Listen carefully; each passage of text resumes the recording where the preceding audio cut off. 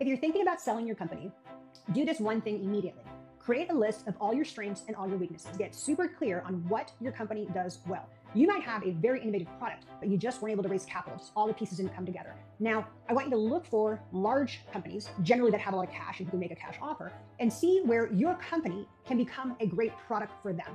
That might not be the most glamorous way to sell your company, but it's better than just going under and not returning capital to your investors. Now, if I'm an investor in your company, and I give you money and you give me a little tiny return because you end up getting acquired by a larger company who essentially turns your company into a product, that's a better outcome than you not doing anything at all and just losing everything. So if you're thinking about selling your company, you weren't able to get traction, you weren't able to raise capital, there's nothing wrong with that. There's thousands and thousands of companies that are in the same boat. Start to look for a larger company with a huge balance sheet that can give you a cash offer. Your investors will be happy, you'll be happy, your employees will be happy. This stage of the game, the goal is just to kind of get something as opposed to nothing. Now, I've been doing this for decades, and the one mistake that just drives me crazy is when I meet a founder who just holds on and holds on and holds on and just hopes that 2026 is going to be so different. It's not.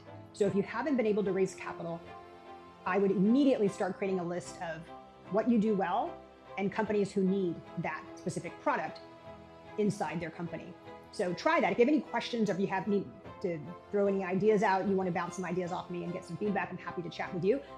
My email address is just lily@financeforentrepreneurs.co. I'm happy to answer any questions one-on-one, or of course you can always just leave a comment. Good luck.